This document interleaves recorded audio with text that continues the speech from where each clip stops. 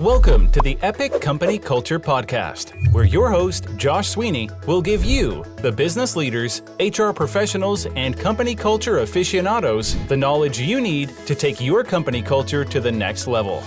Hello, and welcome to the Epic Company Culture Podcast. Before I get started, I'd like to thank Prototype Prime for this amazing podcast space.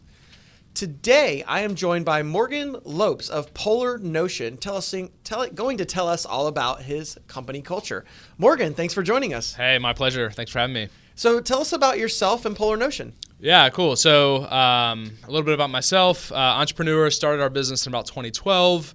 And have two girls, a wife at home who encourage me and kind of support me along the way. I think in the early days we wouldn't be here without them, which has been huge. And then actually in recent years, continue to grow our business. And then in about 2016, I also took on kind of a side passion project working for News Story. And we build houses in the developing world, so pioneering solutions to end homelessness, which has created a really unique experience to see two companies about the same size at a similar age or similar life cycle developing side by side, both very culture first. Has been really cool. So today I manage my time and then do both. So is that passion project something that you came up with or you're part of? So part of. I got an invitation from the founders Nice. Pretty early on. This is about 3 years ago, and have since been a part. Now the team this year, by about Q2, will be at 25 people. Okay. And have you been able to travel to go build some houses, or what's your role? So yeah, we're all about using local labor, local materials, and so when we travel, it's usually to inspect the properties that we've built or to test the technology that we're building on the ground. But we do quarterly summits and leadership planning and those kind of things, and we'll do that usually in California, where half the team is, the other half is in Atlanta, and we'll often go to El Salvador, Mexico, Haiti, and Bolivia are the countries that we work. So we get to see a little bit of those and experience that, and usually like to get the team to travel to see the impact that we're having. Yeah, very cool. So has that experience rolled over into things that you do in Polar Notion? Have other team members gotten involved? A little bit. I think many of the Polar Notion team members are fans of the work at News Story. It's pretty hard not to get behind people building houses for those in need.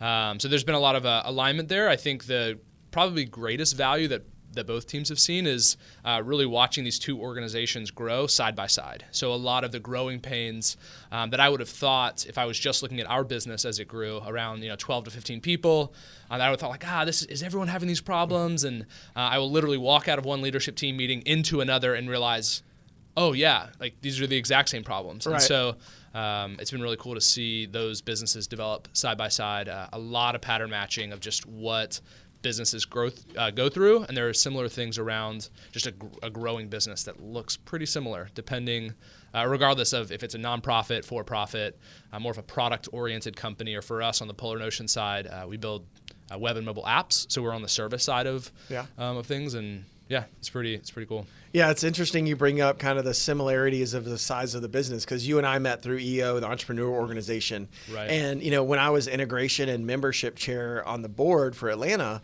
I got similar questions a lot where it's like, oh, well, do you have other people in this type of business or this type of industry? And a lot of times people were looking for exactly those. It's like, I'm in the car industry. I need somebody else in the car industry to share my problem. And what I always told them was, you can definitely get value from that, but that's not really how it works. And a lot of you're going to get actually more value by talking to people in other industries, in other spaces. A lot of the challenges are the same. Way we solve them is different, and sometimes different, sometimes the same. But like it all crosses so much. I feel like 90% of it's the same problem, just in another business with another team, another way. Yeah. No, exactly right. And I think once you go from either doing freelance or kind of solopreneur stuff into actually building out a team, you start to realize that regardless of the business, right, your P&L may look a little bit different, your margins might look a little bit different, but you start to kind of have these system and process breakdowns, or you start to realize that the type of people who will join a two-person team are very different people than join at 25 people teams. And so it doesn't really matter what industry you're in. The core fundamentals of business actually tend to preserve throughout, as long as you're the type of business that's growing and that's building a team around it. There's a lot of similarities and things that are just familiar from business to business. Yeah, and you were mentioning the breakdowns. I read an article the other day that talked about the percentage of change, the percentage of growth that happens. And I think it was like 30%. It wasn't a high percent, but for every percentage that the business grows, 100% of your processes break. So it was basically going through the analysis that they did that said, you think it's the processes that you wrote today are going to help you scale for tomorrow, but the scale that you're at now, just trash all those. You better write it with a pencil. Write it with a pencil because you're going to need to erase that for sure. Exactly. That's huge. Get the big eraser. Yep. And actually, that's been something that we found pretty compelling when growing a team is finding people who are adaptable. If the team is growing pretty quickly, they need to be able to flex with the business. I think something very early on, there are team members who, if you just like 3 people in a room jamming on a project, well, that's great. But when you double that or triple that, all of a sudden, fundamentally, it's different, right? Yeah. Like they're like, we're just all not going to fit in this room.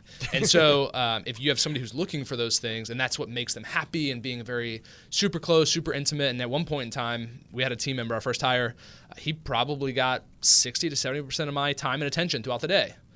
Well, the business is growing and no one gets that amount of time, not even my wife. And so, that they need to be ready to ebb and flow with that. And I think the more team members can be adaptable and work through those changes, typically the more successful they can be with the business. Yeah, definitely. I mean, there's lots of information out there about, the sales manager that you had at 20 people, isn't the sales manager you might need at 100. Even the founder sometimes, at 100 people is not the one you need for 200. Yep. There's all kinds of dynamics that happen that, make it where you have to change up the people, unfortunately, or they have to be dynamic enough to grow with the business. Yeah, that's exactly right. Yeah. So what experiences did you have before Polar Notion that really drove some of the decisions that you've made about company culture in Polar Notion? So I worked a lot of jobs through college. I kind of worked my way through everything from personal training, Home Depot, worked at Medieval Times for a little bit. So I got to see a lot of how people do it. And I will say something that I really liked kind of in that experience was seeing a lot of the large, more established businesses just had answers to questions, right? That maybe 1 in 100 people ask, right? But if the organization has a couple hundred people, then that question's being asked pretty often. So there's a system and a process that I really liked about some of those bigger organizations. I think something that I wasn't as crazy about was the opportunities for growth. Yeah. Just seemed like in order for me to win, somebody else had to lose. And there was something about that zero-sum game that was very distasteful, and something that as we've tried to build a thriving organization, we tried to figure out how do you create an atmosphere in which somebody's not trying to like trample somebody else just to get ahead. So the system and processes were great, but ultimately the unclear path to growth and moving up at not being at the expense of somebody else was kind of hard to stomach and watch. Yeah, I definitely understand the growth path and how, basically there's a limited number of spots in any there's a limited number of managers, right? And if everybody thinks the management track is the growth path, then somebody has to lose if you're going to get that spot. And I know that another challenge is, we do a lot with work motivators, and one of the motivators is leadership positions. And so we go in and we talk about how there's lots of ways to create leadership positions without a manager title. It's not that zero-sum game. There's ways you can lead from the front, lead from behind. There's subject matter experts. There's people that lead projects. And there's all kinds of ways to create leaders without having to worry about that title or, overstepping or stepping over somebody else to get to that position. Yeah, so I spoke with a coach recently, and one of the things that he was talking about, or I guess the way that he framed it was asking, have you ever demoted somebody? And we were with a leadership team at the time, and we were thinking this through, like, fortunately, we haven't had to do that yet. Yeah. It was like, well, have you ever gone away on vacation and handed some tasks to somebody, and then when you came back, you assumed those responsibilities again? I'm like, well, yeah, of course, that's what you do, right? Like, you got to get the work done. Right. He's like, well, cool, that's a demotion. Right. You demoted that person. You gave them authority, and then you took it back. And he reframed this idea of promoting and demoting somebody, realizing that it could happen moment by moment or in certain contexts. Yeah. And I think there are times where we don't view it that way, right? Because a title didn't change or something. But the reality is there are opportunities throughout the life cycle of a business to invite people up. And we want to be very mindful of extending those whenever possible or whenever we see that opportunity. But we also want to be mindful of the opposite. If we take something from someone. And one thing that I've witnessed twice, it happened, when you go from kind of this ad hoc, the team is forming, figuring some stuff out, to actually establishing a leadership team or an executive team. Well, if you have team members who were in the room, right, as you were figuring it out, but didn't make the cut or the jump to an executive team or leadership team position, that's a demotion. It doesn't feel like that, and we wouldn't call it that because they never had the title in the first place. But the reality is there was a social norm that got disrupted, and they didn't win. Right. Which oftentimes winning and losing is not based in reality. It's based on my perspective or comparing me to you. And so framing it that way and then giving us that internal language to use of, hey, let's promote somebody into this opportunity. Hey, that's a demotion, right? And just kind of being able to label it when we see it helps us maybe make more informed decisions, or just realize like, hey, look, we're going to step on some toes in business. Sometimes you realize it, sometimes you don't. But oftentimes we make these mistakes that we didn't mean to, right? It wasn't no malintention, but as how do team members perceive them is usually a fair question to ask. That comes back to this hierarchy, roles, promotions, demotions. It's pretty wild. It reminds me of a similar situation I had. I had a salesperson in our last company, great salesperson. I was looking at bringing on a sales manager because I wanted to add more salespeople, and I knew that I didn't have the bandwidth. And all of a sudden, we're having this really difficult conversation where he's like, well, who do I report to? And I'm like, well, he's going to be the new sales manager. Well, why isn't that me? Well, you're really good at selling, and we need you to keep selling right now. You know, it's a different skill set, experience. He's like, well, he can come on, but I want to report to you. Like, okay. Of course you do. Yeah. This is going to be a challenge. And like you said, it was somebody that I had been working closely with, had good rapport with, great team member. And, it was almost a demotion in that way. That's what it really felt like. And definitely didn't think that far into it at the time. This was my, first multi-million-dollar company, and never saw that one coming. Yeah, your hair's on fire. It just made sense to me, No, that's right. Well, and I think, too, one thing, there's a great book that I would often recommend to more like tech founders. It's called Lost and Founder. Great guy, very vulnerable story about growing a business and fumbling through it. And one of the things that he talks about quite a bit is if he had to do all over again, he would have sooner created two paths, the people manager path and the individual contributor path. Mm-hmm. And one is not better or worse than the other, because the reality is if you're amazing at what you do, in most organizations, you will be promoted to a point of incompetence at some point, right? Because if you're an awesome salesperson and then all of a sudden now I'm having you lead salespeople, that's not the same job. Right. It's so different. But if we've structured an organization in such a way that all the people managers are the more revered position, it's higher paying, more opportunity, we're sending a message to our team that a point that he makes is actually creating two paths. It's like, hey, if you just want to be an amazing salesperson, we want to empower you to do that. We want to make it financially beneficial for you and for you to be able to provide for your family and grow over time. And you have a place here to just be an amazing salesperson. And hey, if you want more authority and more responsibility and lead people, you can do that, but realize it's different, right? It's not better or worse. It's just what is the best fit for you and the organization. And I think that's something that it's really easy to mess that up because we don't see that modeled a lot, right? Usually it's the people leaders, the ones who have lots of people under them are more valuable to the organization. But sometimes you just need somebody who can get that job done really well over and over again. And so figuring out how do you set the organization up in a way that can be true. Yeah, I think that comes up in all kinds of different ways. So I have two boys. I know you said you had two girls. And for a few years, I was the head coach for football for my youngest and my oldest football team. And that was one thing as I was reading through these books and learning from other coaches, like what to do, what not to do. One of them was with linemen. A lot of times at 6, 7, 8 years old on a football team and in other sports too, there's positions that are for the least experienced players. Consider, unfortunately, left field, right? Or a lineman in football. They're like, here, you don't know the plays, you just put you up on the line, right? And one of the experiences that I heard from another coach was, these guys are blocking. If they don't block, nothing else happens, which I know that intuitively, but you have to make them feel like they're the quarterback. They're the running back. Like you have to really, give them that growth path through the position that they're in and give them that feeling. So, I think it comes up in lots of different ways. I had the same thing with a client a few weeks ago, actually. We were doing like a 200 person analysis, a sales team analysis of like, what were the personalities that excelled most in this role and which ones struggled the most. And they had a combination of an inside and an outside rep that were together. we know that those are two totally different personalities. Right. An outbound outside rep has one, and the inside person is a lot more supportive in a lot of ways when they're paired up. Well, their path to growth was the inside salesperson did really good, so you got promoted to outside sales. Nice. So you're a good farmer, and congratulations, you are now a hunter. Right. And I'm like, this doesn't work. Like, that pair has to be complementary, and the inside people need a path to growth where they can make money by being a really good inside person supporting that outside person. Right. So similar in a lot of ways to what you're or what you mentioned. Yeah, and I think oftentimes we frame a lot of these decisions, and one thing that we've tried to do more and more is view everything as an experiment. I'm committed to almost nothing, right?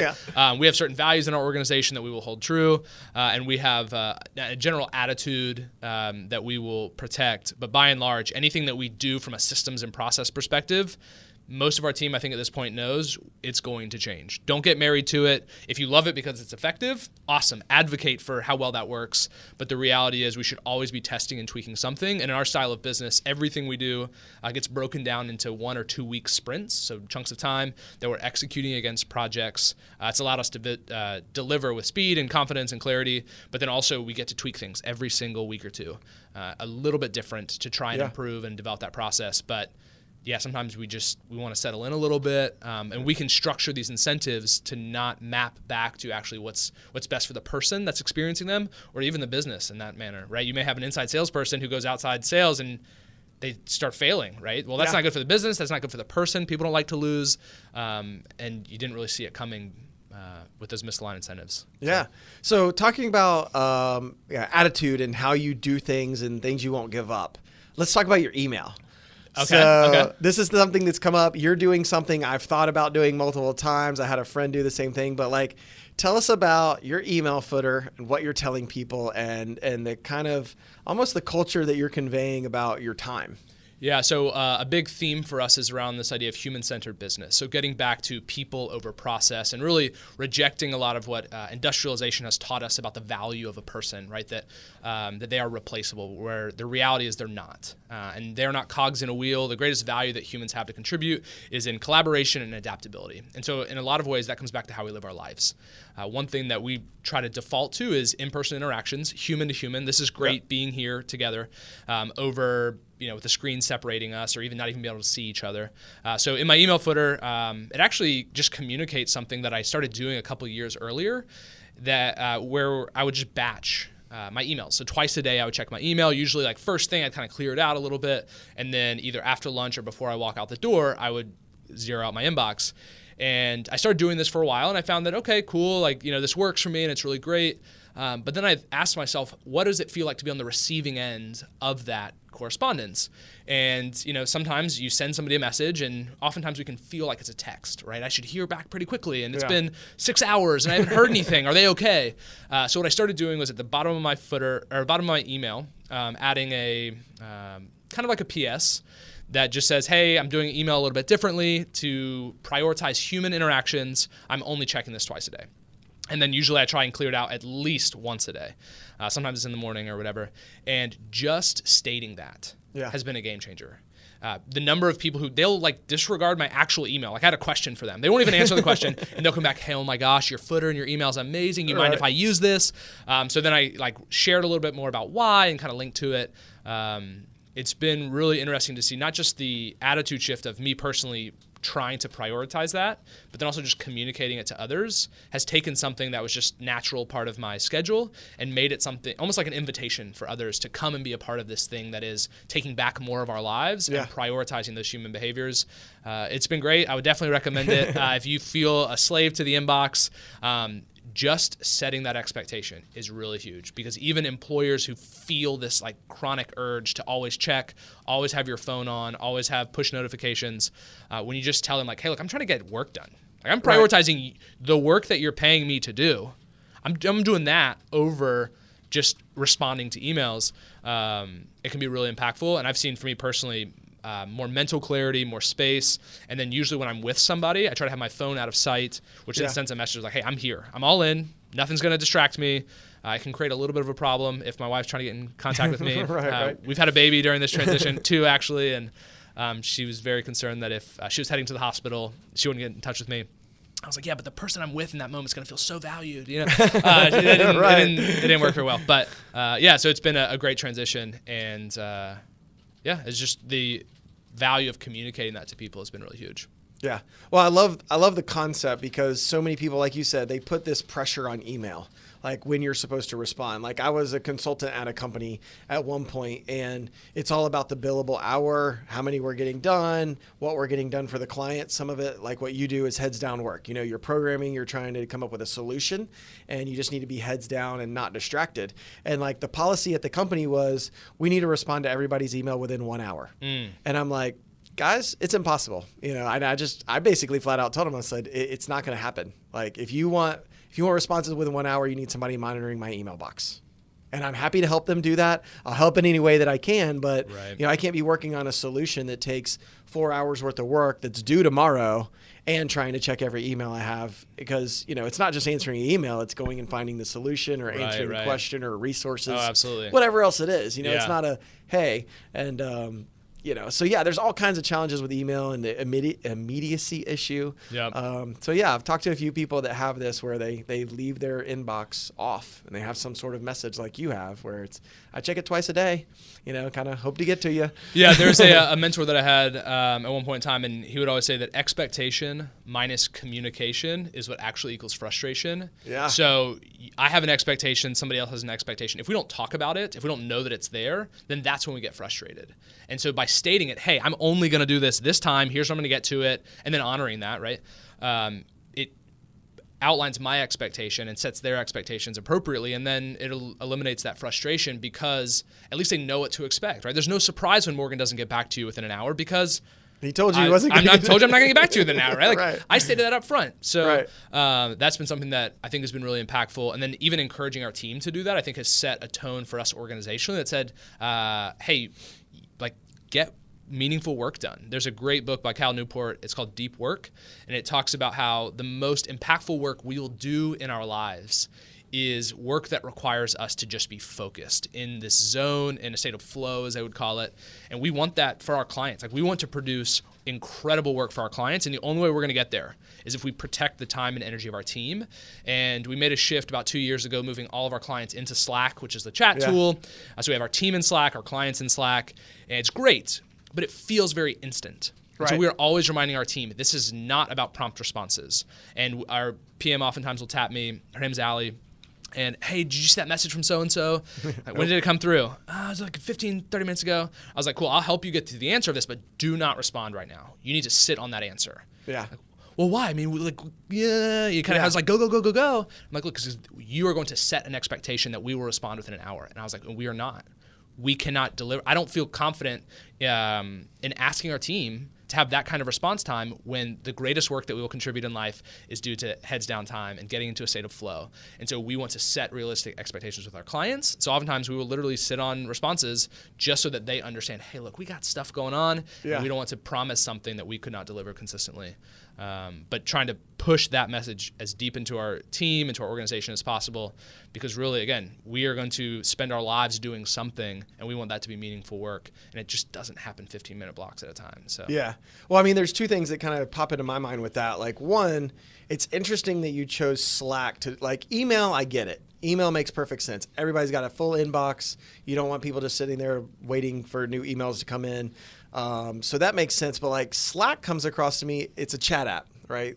It almost feels like there should be a certain amount of immediacy to it. And you're almost welcoming that by giving them access to Slack. So how's that kind of unfolded? Yeah, we usually, there's a lot of expectation setting on the front. So one thing when we're onboarding a new team member, we'll invite them in and then also just like communicate to them, hey, by the way, this is going to feel like a text, right? It's going to feel, you're going to want really quick feedback, but you're not going to get it. And here's why, because we're doing the work that you're paying us to do. And sometimes you have to remind certain people, right? Yeah. If they're blowing us up, right, we get an email at 10 and then one at 10:15 and then one at 10:30, or a Slack message 10:30 and then at 11, right? Boom, boom, boom, boom, boom. Right. We'll usually touch base before we go to lunch. Hey, by the way, we see you. Right. But we're working. And so we're going to get to this. But we'll get to it before the end of today. Fortunately, the work that we do, we build software for people, very early stage ideas. We're not making pacemakers. So I'm constantly reminding our team, hey, we're not making pacemaker. Nobody's going to die. before we get this response. And then again, if we always come back to, we want to build remarkable experiences is one thing that's really huge for us, and to do great work. And I think at first it can feel a little like, oh, but I just want this answer, right? Because that's what we get from society. But ultimately, when we tell them, yeah, but we're building your product, your technology, your app, don't you want it to be great? Cool. Well, the path to a great product is through this process that we have. So if you break this, just realize you're asking us to devalue the work that you're paying us for. Like that, it usually doesn't get to that, right? They can do the math. They can connect the dots. And then they start to ultimately respect the fact that, hey, these people understand the value of their time, and that's huge. I think that is a huge shift that humanity, we've lost a little bit of that just with social media and just how accessible everything is on our phone. We get bombarded by these things, but the reality is still the most meaningful work we'll do in our lives will require tremendous amounts of heads down focus, time, and attention. And so I want to, as best I can, honor that for our team and just remind them over and over again, we're not making pacemakers. I can probably wait. And on top of that, you're not a support organization. Right? You're not a support team. You're not a managed services team. You're building software. You have a sprint outlined. I'm betting that that's even communicated to, the other people, the customers that you have. Because I know when we were building CRM software, it's the same thing. I would get calls, all the time that they wanted to answer. And I'm like, the sprint, you have access to Jira, you can see what we're working on, but a lot of people really feel like, this is an immediate issue, but like you said, it's not a pacemaker. Yeah, that's right. And there are certain people that they don't like that style of work. They don't like that workflow. And honestly, if we did have a business that, the stakes were a little bit higher, then of course we would need to adapt to respond to that. But oftentimes you find that, okay, well, maybe they're just not our people, right? Maybe if the way that they want to work is going to get in the way of us actually being able to deliver what they've paid us for, maybe it's best that they work with a group that's going to be able to field these prompt responses. We tend to not have too much of an issue, though, especially now. We have a client handbook that we set expectations on up front. So before we even start working, we're just laying out, hey, this is what's coming. This is what's going to happen. This is how we think about things. And again, the more and more we just communicate those expectations ahead of time, when they experience it, we're like, hey, remember that moment where we said we're going to be doing awesome work for you and we're going to be working? This is that moment. Right. Welcome. Congratulations. You're here. That's been really great. And we're always looking for ways to improve that experience, because in the moment it's not exciting when I want an answer and you're not getting it. But the reality is but we're playing the long game here, right? Big picture vision. Expectation setting is huge. Love it. So tell us a little bit about the culture of Polar Notion.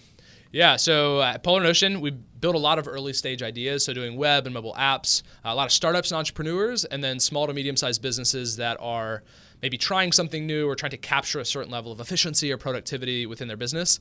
And so for us, it's really important that we have heads down time and attention to focus on things.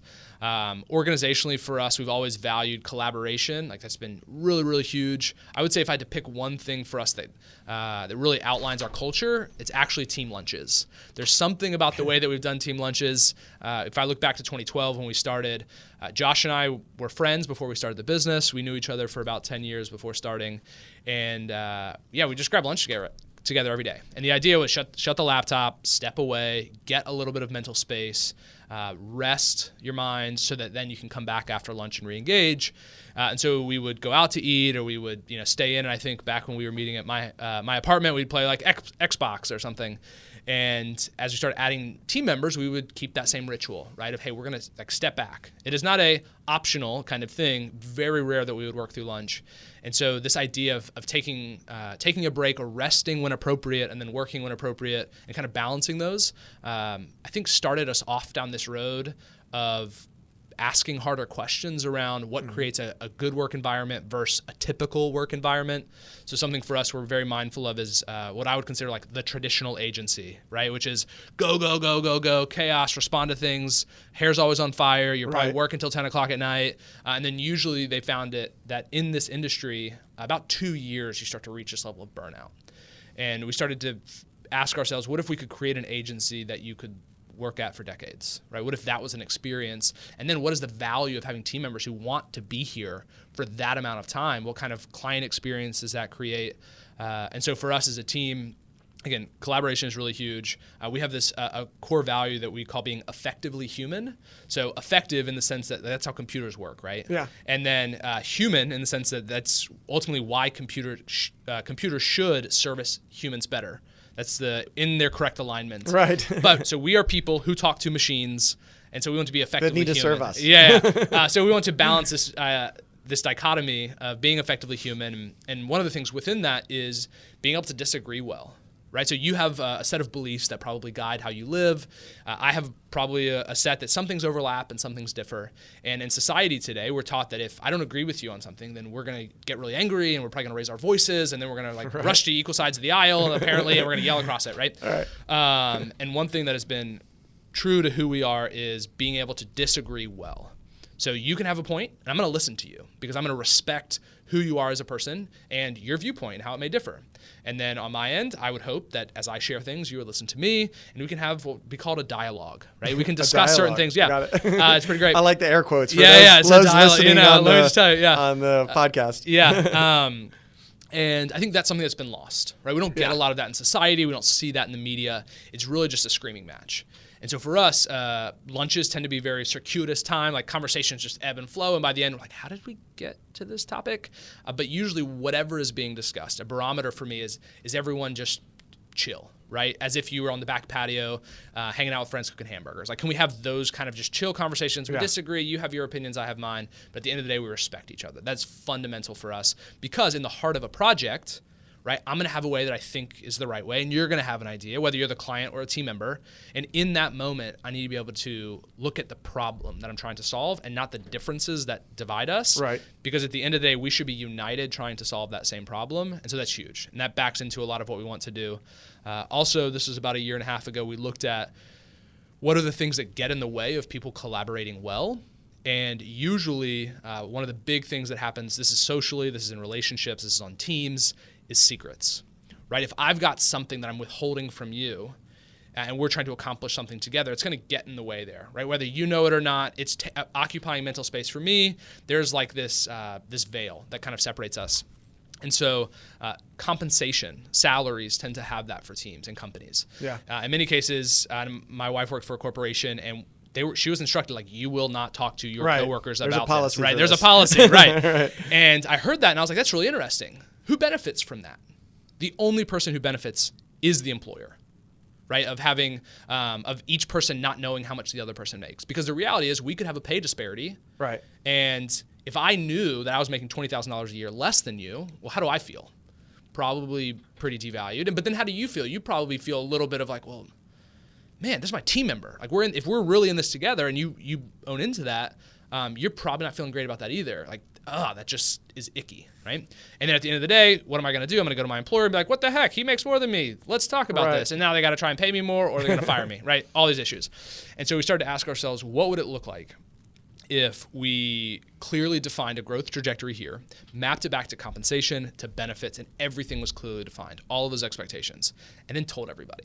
Yeah. Now, this is not something that we would publish live because, there are certain team members that, hey, you know what? If their parents knew how much they made, they'd be come knocking, right? And we're not looking You'll to be back make rent. Yeah, that's right. Yeah. And so the idea is not to create that, but internally to foster community and collaboration, and to break down all those walls that get in the way.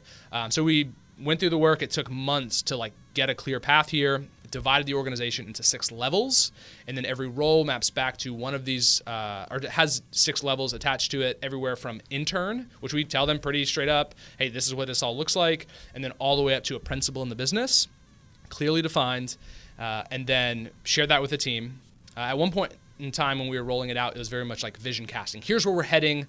Fortunately, everyone got a raise, we did a lot of research and found that everyone's got to win something when you make the jump, but started to spell that out much more clearly. Yeah. And then we realized, now not that there were a lot of conversations about it anyway, because again, the traditional policy, Right. air quotes again, you don't talk about that. So there weren't a lot anyway, but then afterward we found that once everything was clearly defined, it just went back to normal. Right. But the great part is I don't have to worry about leaving my computer open with everyone's payroll listed, right? Because whatever, it's not going to surprise anybody. It's very clear.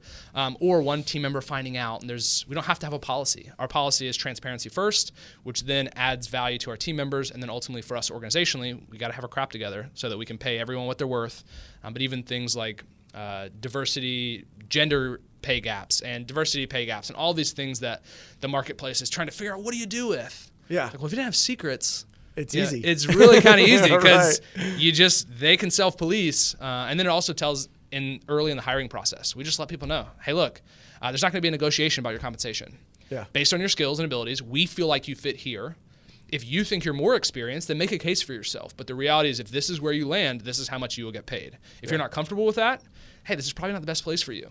And there have been a couple of people where I wanted to hire them so bad, and I was like, can we just make an exception to this whole this whole thing? Yeah, you kind of get held accountable there, which is great, and it needs to happen. But we'll send that up front. Yeah. I don't want to waste your time. Interview or two in, this is what our compensation looks like when you get to the end of the road. If you map back to this is what your comp looks like. That's been huge for us. Yeah. And I think more than anything, puts our money where our mouth is in terms of, do we really value people? When we say we want to create remarkable experiences, remarkable products for people, how much time, energy, and effort are we willing to invest in making that a reality? And that was something where plenty of people I still talk to are like, yeah, we're just not going to do that. Yeah. I'm like, hey, this is not for everyone. Yeah. I will admit, but for us, we just realized if we are trying to set the pace for human-centered business, this has to be front and center. And what better way to do it than attach a price tag to it and then tell everybody? Yeah. I mean, I think people don't do it because it's the hard way, right? It's the right way. It's intuitive. It makes sense, but it's the hardest route as well. It's easier just to do it like everybody else does it instead of the way it probably should be done. And there's all kinds of effects, like you have to turn away good people. Hey, you don't fit into the system, you don't fit based on the pay scale, whatever it is. Sorry.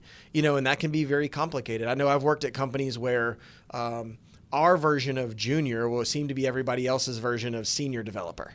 And when they got in and they were around that team, they realized that it was right. But trying to convey that message during a hiring process that like, well, you've got great skills, but your version of having a senior because you have 4 years doesn't really compute to, talent. It just means you've been doing it 4 years. For us, we see that, and that's a big challenge. Yeah, that's exactly right. We see that with our definition of a junior engineer, which in the industry, and I'm sure you've experienced this, nobody really knows what these things mean, right? It's some number of years that mean nothing. You're right. And so we've defined it, and we said for us, this is what they mean. It's very clear, and you have to have production experience. So if you've come out of code school, it's great. And we love hiring people out of code school and teaching and training them, but I cannot call them a junior engineer because they have zero experience working on a live production application. Right? Yeah. So when they come in, they're like, here's what I'm expecting. And many people go to code school, come out wanting $90,000. Right. I'm like, hey, look, you know what? That's awesome. I like the idea of you making $90,000. But we're at 60. Right. Well, but here's what I know to be true about a junior engineer.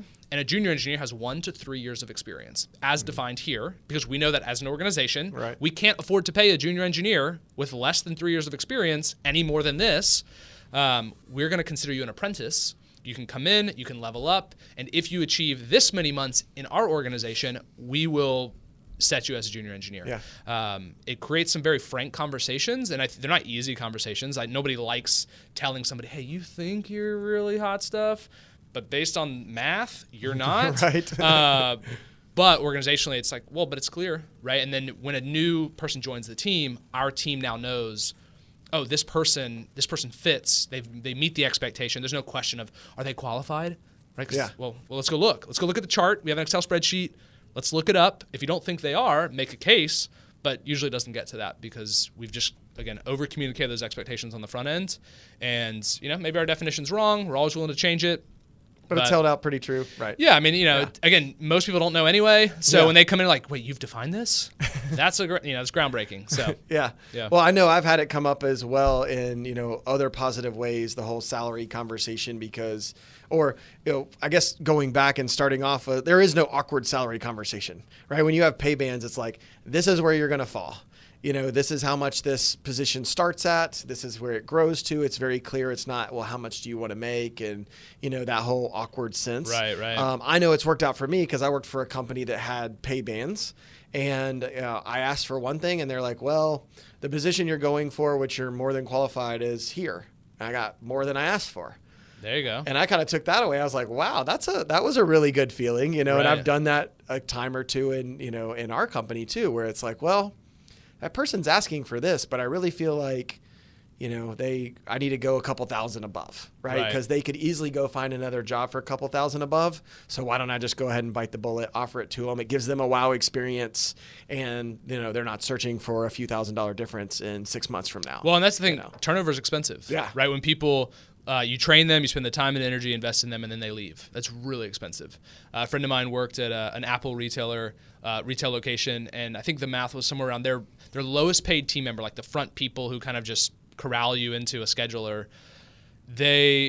Apple knows that it takes about 8 months to replace them when they leave. Wow. From like training, manpower, time, energy, for when one of them walks out the door fully trained to get the next one up to speed, 8 months. Yeah. How much more for high-end professional services? That's a really expensive cost of losing people. And if they're your people, right, if they are the type of people who fit your culture, your values, your mission, they're great at what they do, whoa, right? Because you may go out in the marketplace and try and find, you got to interview 50 candidates to get down to 10, to get down to 3, to maybe make an offer to 1. And who knows? It's just a big roll of the dice. And so, turnover is really expensive. So making it very objective, there's not really surprise. Yeah. Right? Surprises are great for birthdays, but at the end of the day, when it's our jobs and our families and our livelihoods, I think we owe it to our people to be very clear and then honor that really in each decision that we make. It takes time. It takes a ton of energy. And even recently, we decided to drop the idea of junior engineer. So it's just software engineer. After apprentice, you become a software engineer. And then mid and senior. But something about the title of junior was, again, I haven't felt this in a while, but it's like, I guess, demeaning or something. Right. And so, cool. Well, let's just get rid of it, right? Whatever. It doesn't, how cheap is it to drop junior off of the front of something? It's really inexpensive. And we want to tweak and adjust it. And we want to be very reasonable. But also, at the end of the day, having something objectively spelled out and then defending that and honoring that for the rest of your team.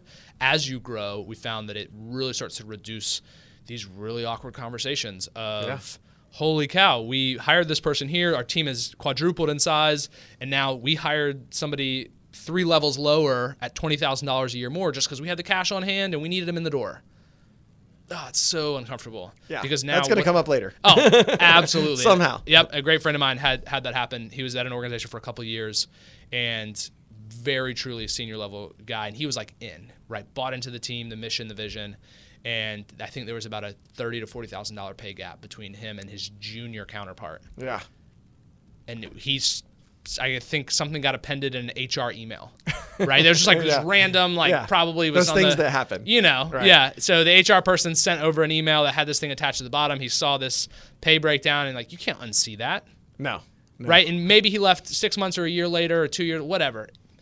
From that moment, it was never going to be the same. And so setting ourselves up organizationally where we want as few of those moments as possible, right? Even the chance of that impropriety happening, because then also how horrible do you think the HR person felt when they found out oh my gosh, now she's got to go have a hard conversation with her boss, or maybe she doesn't say it. Now insert more secrets. Anyway, so as we've come back to valuing people first, and ultimately trying to amplify humanity in the workplace, it's led us down some very interesting and challenging paths. Compensation is really just the tip of the iceberg. But yeah, definitely. Well, I wish we had more time to get into more of those, more than compensation and everything else that we've discovered today about you and Polar Notion. But thank you for joining us on the podcast. It's been amazing. Yeah, my pleasure. Thanks for having me. Thank you for tuning in to today's episode of the Epic Company Culture Podcast with Josh Sweeney. If you enjoyed this content, please subscribe on iTunes, SoundCloud, or Stitcher. For additional content and transcripts, visit epicculture.co. If you have questions or topics you would like us to address or expand on, tweet us at epicculture1 or email at podcast@epicculture.co.